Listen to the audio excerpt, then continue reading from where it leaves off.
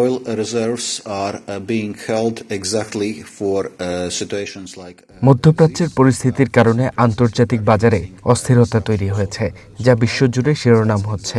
ইউরোপের অর্থনীতি সাময়িক ধাক্কা সামাল দিতে সক্ষম হলেও দীর্ঘমেয়াদী অস্থিরতার আশঙ্কা রয়েছে। জ্বালানির দামের ওপর ঊর্ধ্বমুখী চাপ দেখা যাচ্ছে এবং এতে মুদ্রাস্ফীতির ঝুঁকি বাড়তে পারে। জাহাজ চলাচলে বিঘ্ন ও জ্বালানি সরবরাহে সমস্যা হলে পরিস্থিতি আরও জটিল হতে পারে। প্রয়োজনে তেলের কৌশলগত মজুদ থেকে সরবরাহ ছাড়ার জন্য G7 দেশগুলো প্রস্তুত রয়েছে, তবে মজুদ তেল ছাড়ার বিষয়ে এখনও কোনো নির্দিষ্ট সিদ্ধান্ত নেওয়া হয়নি। একই সঙ্গে রাশিয়ার উপর আরোপিত নিষেধাজ্ঞা ও তেলের মূল্যসীমা বজায় রাখার উপর জোর দেওয়া হয়েছে। আমেরিকা এই কৌশলের সঙ্গে মূলত একমত এবং সমন্বিত পদক্ষেপের উপর গুরুত্ব দিচ্ছে। to release stockpiles.